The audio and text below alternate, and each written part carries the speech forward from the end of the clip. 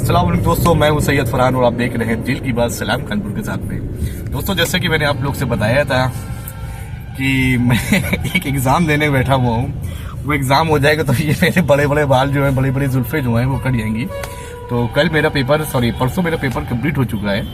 और जैसे ही मेरा पेपर हुआ उसके बाद मैं सबसे पहले घर बात में गया, नाई की दुकान में गया और उससे अपॉइंटमेंट लिया। पहले मैंने 1 घंटे पहले बोल दिया था कि भाई भीड़ उसके बहुत रहती है, तो जाके अपने बाल कटा लिए। लेकिन मैंने दाढ़ी इसलिए नहीं कटाई है कि मैंने बोला यार अभी मैं दाढ़ी कटवा लूंगा, छोटा था मुंह मेरा निकल आएगा। वैसे आप लोग देख रहे होंगे छोटा था, मुझे खुद शर्म लग रही है अपने चेहरा देख के कि कैसा चेहरा हो गया है। लेकिन एक बात तो है भाई, 1 साल पूरा मैं फरवरी में मैंने बाल कटाए थे। मुझे याद है, आज भी मेरा फोटो रखा है पहला जब मैंने बाल कटवाए थे 1 साल के बाद में। मैं उसी शॉप पे जाके फिर कटाई है और उसने 2 बार मेरे बाल काटे। पहली बार जब मैंने बाल काटे हैं तो उसने बड़े अल्टर तरीके से बाल काटे थे। मैं फिर 3 घंटे के बाद में उसके पास गया और मैंने कहा नहीं भाई, मुझको मेरे छोटे बाल जैसे मैं रखता हूँ वैसे ही आप करिए। तो बात बताने का मकसद ये था कि हम लोग दे रहे हैं सीटेट का पेपर, जो कि मेरा पेपर आप यकीन मानो जितना मैं पढ़ के गया था, जितनी मेहनत मैंने करी है, मुझे नहीं लगता कि किसी ने मेहनत करी होगी। मैं सब कुछ काम भूल गया था, मैं केवल पढ़ाई में लगा रहता था।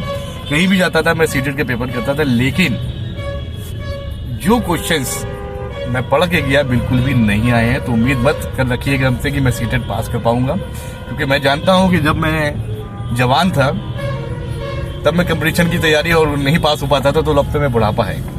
तो उम्मीद कर रहा हूं कि रिजल्ट जल्द से जल्द रिजल्ट आए तो आप लोग के सामने मैं शेयर करूंगा अपना रिजल्ट कि क्या है, मेरे कितने पानी पे हैं।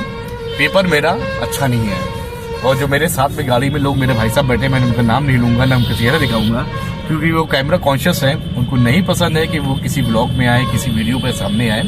लेकिन वाकई में दिल के बहुत अच्छे लोग हैं। मैं फिर वही हो सकता है कि नाम भी लूंगा तो हो सकता है उनको ऑब्जेक्शन हो जाए कि आपने मेरा नाम क्यों लिया, तो मैं उनका नाम भी नहीं लूंगा। देखिए हाथ हिलना चालू हो गया यूं करके, ना ना ना ना ना ना करके कह रहे नाम ले लो, नाम में कोई दिक्कत नहीं, लेकिन मैं नाम भी नहीं लूंगा। वो सस्पेंस बना हुआ है, आप लोग तो जानते हैं कि कौन हो सकता है मेरे साथ में। जो मेरे जानने वाले सब जानते हैं कि मैं किनके साथ में जाता हूँ और क्या करता हूँ क्या नहीं करता हूँ। तो ये स्पेशली ब्लॉग उन लोगों के लिए जो मेरी फील्ड से जुड़े लोग हैं, तो उनको मैं बता दूं कि कुछ चीजें सही होना शुरू हुई हैं और इंशाल्लाह ताला आने वाले वक्तों में जल्द से जल्द इन सब चीज़ों को मैं सही करूंगा। तो अब अब जो वक्त हो गया है वो टेट के एग्जाम का हो गया है। अभी सीटेट का हुआ था, अब मैं टेट की तैयारी कर रहा हूँ। लेकिन अब टेट की तैयारी जो करनी है वो इतनी डीपली होकर नहीं करनी है जितनी सीटेट की तैयारी से करनी थी, क्योंकि मुझे समझ में आ गया भाई साहब जितना भी पढ़ लो कुछ नहीं होगा। कॉमन सेंस का पेपर था और कॉमन सेंस में जो चीजें हमको सही लगी वो करी हुई है। बाकी अल्लाह के ऊपर बहुत शुक्र है, बाकी अल्लाह के ऊपर है कि क्या होता है क्या नहीं है, ये तो रिजल्ट आने के बाद पता चलेगा। और मेरी एक आदत है कि मैं कोई भी चीज एग्जाम से आने के बाद में टेंशन नहीं लेता हूँ। मैंने जैसे पेपर लाया रख दिया उठा के, मैंने उसको चेक भी नहीं किया है। हालांकि कुछ लोग कह रहे हैं कि आंसर चीज आ गई है, तो मैंने कहा मैं कुछ नहीं चेक करूंगा। मैं चेक करूंगा केवल रिजल्ट जिस दिन आएगा उस दिन देखूंगा कि मैं पास होता हूँ या फेल होता हूँ। पास हुए या फेल हुए डजंट मैटर, ये इम्पोर्टेंट नहीं है। लेकिन इस उम्र में यानी कि 40 से 45 साल की बीच की उम्र में जो मैंने पढ़ाई करी, जिस तरह से मैंने अपने आप को 15-16 साल के बाद में मैंने स्टार्टिंग करी अपनी पढ़ाई की, वो वाकई में मायने रखती है।